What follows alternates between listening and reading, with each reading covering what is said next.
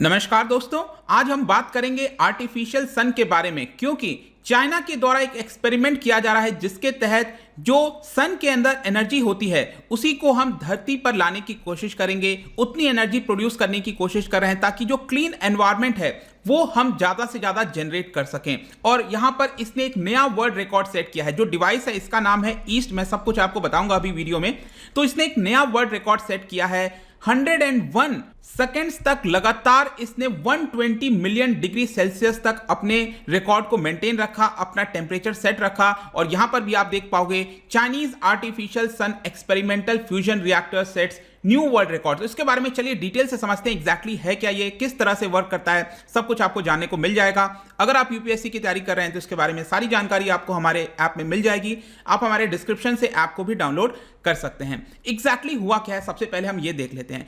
China के अंदर एक डिवाइस है, इसका नाम याद रखिएगा east, EAST, experimental advanced superconducting tokamak. मैं आपको अभी दिखाऊंगा, ये सब इस तरह का आपको देखने को मिलेगा। इसका जो मेन काम होता है वो ये है कि सन के अंदर जिस प्रकार से एनर्जी प्रोड्यूस होती है, जैसा सन करता है उसी प्रकार से इसको भी मिमिक करना है। मतलब उसी प्रकार से यहां पर भी चीजों को प्रोड्यूस करने की कोशिश की जाएगी, एनर्जी लाने की कोशिश की जाएगी। तो काफी लंबे समय से धीरे धीरे प्रयास किया जा रहा है कि इसके अंदर जो टेम्परेचर है उसको और ज्यादा बढ़ाया जाए, लंबे समय तक यहां पर जो टेम्परेचर है उसको मेंटेन किया जाए। क्योंकि सन में तो क्या है, सूरज में तो लगातार टेम्परेचर मेंटेन रहता है, वहां पर तो एनर्जी प्रोड्यूस होती रहती है, लेकिन धरती पर इसको करना बहुत ज्यादा टफ है, बहुत ज्यादा टफ है। और इसकी वजह से समय समय पर इसके जो टेम्परेचर है उसको बढ़ाकर देखने की कोशिश की जाती है कि क्या ऐसा पॉसिबल है कि नहीं। और यहां पर एक नया वर्ल्ड रिकॉर्ड सेट हुआ है जो कि बहुत इंपॉर्टेंट बताया जा रहा है।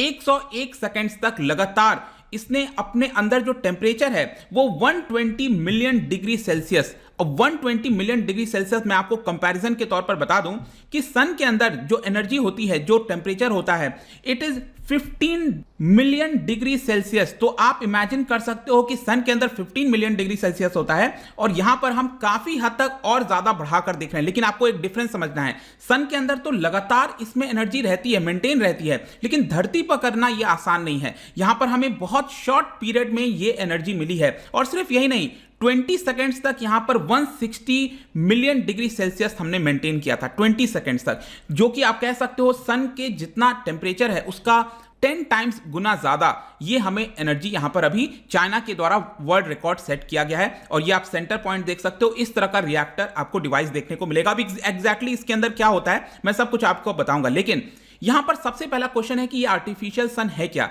जो हम ईस्ट की बात कर रहे हैं, एक्सपेरिमेंटल एडवांस सुपर कंडक्टिंग टोकामाक, इसमें सबसे पहले आपको याद रखना है कि ये एक प्रकार का न्यूक्लियर फ्यूजन एक्सपेरिमेंटल रिसर्च है। अब आपको पता होगा विश्व में जितने भी आप देखते होंगे ना, जो न्यूक्लियर रिएक्टर्स होते हैं जिससे अभी एनर्जी प्रोड्यूस होती है, वो कौन सा आपका वो होता है, फ्यूजन होता है। It is a nuclear fission होता है आपका, ठीक है, FISSIN। मैं आपको इसके बारे में भी आगे बताऊंगा। लेकिन ये वाला जो आर्टिफिशियल सन है, अगर हमें हाई टेम्परेचर चाहिए तो वहां पर फ्यूजन रिएक्शन चाहिए, क्योंकि सन के अंदर भी आपको पता होगा फ्यूजन रिएक्शन होता है। तो ये जो डिवाइस है वो आपको मिलेगा हेफई चाइना के अंदर, और ये अगेन वही सेम चीज करता है जो सन को रेप्लिकेट करने की कोशिश करता है। और चाइना में मैं बता दूं कि ये जो ईस्ट है ये वन ऑफ द 3 डिवाइस है। वहां पर टोटल 3 डिवाइस आपको देखने को मिलेंगे, बाकी 2 आप यहां पर देख सकते हो, HL2A रिएक्टर और JTEXT आपको देखने को मिलेगा। पिछले साल दिसंबर के महीने में ही ये जो HL2M टोकामाक जो है वो आपका पिछले साल ही स्टार्ट किया गया था, इसको पावर किया गया था, और वहां पर भी इसी तरह की सेम चीजें की जाएंगी। जहां तक ईस्ट की बात है, ये जो प्रेजेंट में इसने वर्ल्ड रिकॉर्ड सेट किया है, यह आप ध्यान रखना है आपको कि ये 2006 में ही स्टार्ट हो गया था। अब आप जस्ट इमेजिन कर सकते हो, ऑलरेडी इसको 15 साल हो चुके हैं और अभी भी बहुत वर्ष लगेगा अगर हमें लगातार इसके अंदर टेम्परेचर को मेंटेन करके देखना है कि क्या हम उसको अचीव कर सकते हैं नहीं। और मैं आपको यह भी बता दूं कि ऐसा नहीं है कि ये सिर्फ चाइना का ही एक्सपेरिमेंट है, ये ओवरऑल ग्लोबली अगर आप देखोगे, it is a part of an international project जिसका नाम है ITER facility, international thermo nuclear experimental reactor, जिसके अंदर आपको बहुत सारे देश मिलेंगे। करीब 35 देश बताए जाते हैं जिन्होंने 1985 से ही इस चीज को स्टार्ट कर दिया था। और ये आपको इसका जो लोकेशन है, ये जो ITER का लोकेशन है, ये फ्रांस में देखने को मिलेगा। और वहां पर बेसिकली स्टार्ट किया जाएगा 2035 में। इसको बताया जा रहा है कि जो फ्रांस के अंदर इस तरह का रिएक्टर है जो कि इंटरनेशनल तौर पर बनाया जा रहा है, ये 2035 में जाकर ये स्टार्ट होगा, ऑपरेशन में आएगा। और ये तब आप कह सकते हो वर्ल्ड का लार्जेस्ट न्यूक्लियर फ्यूजन रिएक्टर होने वाला है। ठीक है, तो ये ईस्ट प्रोजेक्ट जो है वो आप कह सकते हो it is a part of that particular project also, जहां पर Bharat, south Africa, south Korea, Japan, Russia, United states, ये सभी देश आपको देखने को मिलेंगे। और इसका मेन काम क्या है, याद रखिएगा, मेन काम यही है कि ज्यादा से ज्यादा एनर्जी प्रोड्यूस करो और carbon free source of energy मिले, मतलब कि बिना कोई पोल्यूशन क्रिएट किए हमें यहां पर इलेक्ट्रिसिटी प्रोवाइड हो सके। यही मेन मकसद है, आपको ध्यान रखना है। अब क्वेश्चन ये आता है कि वर्क कैसे करता है। बहुत सारे सवाल आ रहे होंगे आपके मन के कि आर्टिफिशियल जो सन है, ईस्ट है, ये वर्क कैसे करेगा। देखिए, इसमें आपको कई सारी चीजें समझनी है। सबसे पहला तो आपको ये समझ में आ गया कि ये आर्टिफिशियल सन की जो हम बात कर रहे हैं, ये सन हो गया, स्टार हो गया, उसमें जिस तरह का रिएक्शन होता है वही हम यहां पर करने की कोशिश कर रहे हैं, ताकि ज्यादा से ज्यादा एनर्जी प्रोड्यूस हो without generating large quantities of waste. क्योंकि आपको पता होगा कि अभी प्रेजेंट में जो न्यूक्लियर फिजन होता है, अब यहां पर आप देख सकते हो ये आपका न्यूक्लियर फिजन। न्यूक्लियर फिजन में क्या होता है, जो एटम्स होते हैं इसको फर्दर स्प्लिट किया जाता है दो लाइटर आइटम्स में। ठीक है, एटम्स में, तो यहां पर दो लाइटर एटम्स जो है वो प्रोड्यूस होते हैं, प्लस यहां पर एनर्जी प्रोड्यूस होती है इसके तौर पर। ठीक है, लेकिन जो फ्यूजन की हम बात कर रहे हैं, जो प्रेजेंट में ये रिएक्टर है, ये फ्यूजन करता है, मतलब फ्यूज कर देता है, जोड़ देता है। तो यहां पर आप देख पाओगे इन दोनों को जोड़ा जा रहा है और जोड़ने के बाद यहां पर आपको बहुत सारी एनर्जी मिल रही है। लेकिन क्या है ना कि अभी प्रेजेंट में जो हम फ्यूजन का इस्तेमाल करते हैं, ये आपका ग्रीन हाउस गैस प्रोड्यूस नहीं करता है, वो बात ठीक है, लेकिन इसकी वजह से जो न्यूक्लियर वेस्ट है वो बहुत ज्यादा क्रिएट होता है और इसको हमें स्टोर करना, सही जगह पर लगाना, क्योंकि न्यूक्लियर वेस्ट को बहुत सावधानी से हैंडल करना पड़ता है। लेकिन ये जो फ्यूजन वाला है, ये बताया जाता है कि इसके अंदर न्यूक्लियर वेस्ट बहुत कम मात्रा में प्रोड्यूस होता है और ये फ्यूजन के मुकाबले काफी सेफ भी बताया जाता है और इसके अंदर एक्सीडेंट्स की संभावना भी कम होती है, मतलब बहुत ना के बराबर होती है, ऐसा आप कह सकते हो। जहां तक फ्यूजन की बात है, जो प्रेजेंट में आपने अक्सर कई बार सुना होगा, कभी कुछ रिएक्शंस वगैरह हो गए, मतलब एक डर बना रहता है। मैं ये नहीं कह रहा हूं कि कुछ प्रॉब्लम हो गया, लेकिन डर बना रहता है। लेकिन फ्यूजन के साथ ऐसा नहीं है। लेकिन फ्यूजन के साथ प्रॉब्लम क्या है कि इसको मेंटेन करना, इसको चलाना अपने आप में एक बहुत बड़ा टास्क है। It is not easy to create energy, generate energy through fusion reaction. और एक बार हमने इसमें महारत हासिल कर ली तो हमें अनलिमिटेड क्लीन एनर्जी मिल जाएगा, मतलब फिर कुछ सोचने की दिक्कत ही नहीं है। जो हम बात करते रहते हैं यहां पर कोल बेस्ड प्लांट, ये वो, कुछ भी फिर जरूरत नहीं पड़ेगा। अनलिमिटेड अमाउंट में आपको जो एनर्जी है वो मिलता रहेगा। लेकिन किया जाता है फ्यूजन रिएक्शन में, एग्जैक्टली होता क्या है। अब देखो यहां पर क्या किया जाता है कि जो हाइड्रोजन एटम्स हैं उसको एक साथ जोड़ने की कोशिश की जाती है। अब आपको पता होगा हाइड्रोजन के आइसोटोप्स आपने पढ़े होंगे अगर साइंस वगैरह में, तो यहां पर प्रोटियम होता है, ड्यूटेरियम होता है, ट्राइटियम होता है। तो बेसिकली इसके अंदर हम क्या करते हैं कि ये जो ड्यूटेरियम और ट्राइटियम के न्यूक्लियाई है, ये जो न्यूक्लियाई है, इन दोनों को आपस में जोड़ा जाता है, इन दोनों को आपस में फ्यूज किया जाता है। अब इन दोनों को जब हम फ्यूज करेंगे, अब इसके अंदर ध्यान से देखना, ड्यूटेरियम में कितना आपको प्रोटॉन दिख रहा है, एक प्रोटॉन दिख रहा है और एक न्यूट्रॉन आपको दिख रहा होगा। ट्राइटियम में कितना दिख रहा है, एक प्रोटॉन और दो न्यूट्रॉन आपको दिख रहा होगा, राइट। तो इन दोनों को आप कंबाइन करोगे तो टोटल ये मर्ज हो जाएंगे, राइट। यहां पर आप फर्दर देख सकते हो ड्यूटेरियम और ट्राइटियम, इन दोनों को मर्ज किया जा रहा है।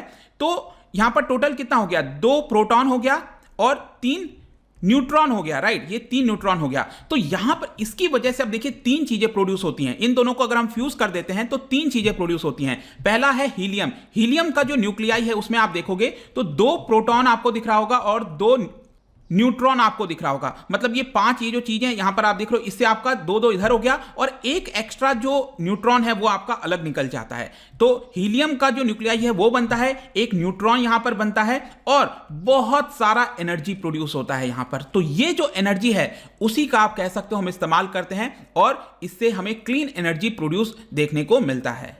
लेकिन जैसा मैंने बताया ये आसान नहीं है। अब देखिए क्यों आसान नहीं है, क्योंकि यहां पर आपको मर्ज करने के लिए, ऐसा क्रिएट करने के लिए बहुत ज्यादा टेम्परेचर चाहिए होता है। ओवर 150 मिलियन डिग्री सेल्सियस लगातार चाहिए होता है ताकि उस पर्टिकुलर रिएक्टर के अंदर एक हॉट प्लाज्मा सूप जैसा बन सके। अब आप यहां पर देख पाओगे ये रिएक्टर आप इमेजिन कर सकते हो, इस तरह का आपको देखने को मिलेगा, अभी मैंने आपको दिखाया था। और इसके अंदर ये हॉट प्लाज्मा सूप जैसा यहां पर क्रिएट हो जाता है ऑफ सब एटॉमिक पार्टिकल्स। और इसके अंदर एक और चीज ध्यान रखना है, ये बहुत ज्यादा गर्म होता है, बहुत ज्यादा हीटेड होता है। इसकी वजह से कहीं इसकी एनर्जी लॉस ना हो जाए, क्योंकि हमें क्या चाहिए, हमें एनर्जी चाहिए। तो इसको हम कोशिश ये करते हैं कि इसकी जो वॉल्स हैं यहां पर ये टच ना करे, क्योंकि अगर वॉल्स पे अगर ये टच करेगा तो ये कूल डाउन हो जाएगा। तो यहां पर कोशिश की जाती है कि मैग्नेटिक फील्ड की मदद से, यहां पर स्ट्रांग मैग्नेटिक फील्ड की मदद से हम कोशिश करते हैं कि इसको एक तरह से वॉल से टच होने से बचाया जा सके ताकि ये कूल डाउन ना हो जाए। और अगर ये टेम्परेचर मेंटेन हो गया लगातार इसी संदर्भ में, तो हमें बहुत एनर्जी यहां पर प्रोड्यूस होगा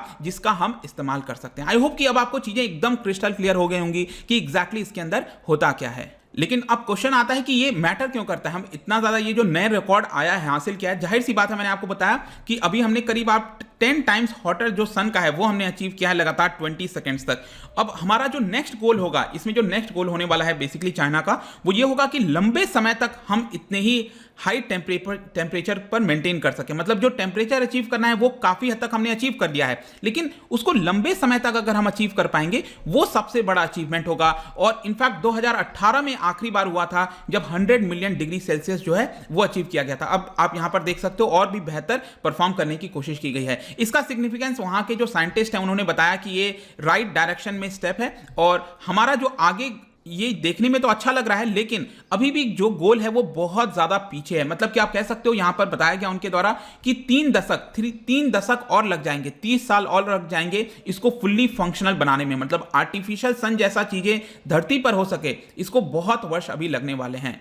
लेकिन एक और क्वेश्चन आपके मन में आ सकता है कि क्या चाइना ही एक ऐसा देश है जो इसको अचीव कर रहा है? बिल्कुल नहीं।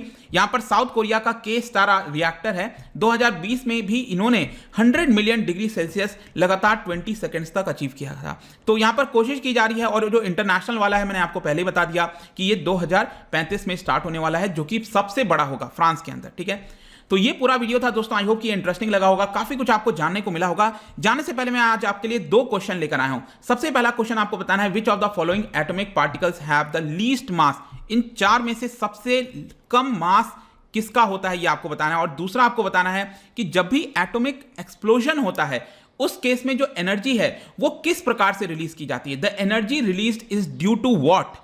तो 4 ऑप्शन है यहां पर भी। दोनों का आंसर दोस्तों आपको पता ही है, मेरे इंस्टाग्राम पर तो आपको मिलेगा ही। वहां पर अगर आप नहीं हो कोई बात नहीं, टेलीग्राम से ले सकते हैं इसका राइट आंसर। मैं कई सारे एमसीक्यूज यहां पर डालता रहता हूं स्टोरीज के फॉर्म में, आप जाकर प्ले कर सकते हो। बाकी अगर आपको पीडीएफ चाहिए, सोशल मीडिया पर जुड़ना चाहते हो तो जुड़ सकते हैं। और अगर आप इकोनॉमी पढ़ना चाहते हैं, कोई भी कोर्स की प्रिपरेशन कर रहे हैं, तो ऐप जरूर डाउनलोड करिए, वहां पर आपको सारी डिटेल मिल जाएगी। आई होप कि ये वीडियो आपको पसंद आया होगा। मिलता हूं आपसे next time. Till then, thank you very much, see you soon.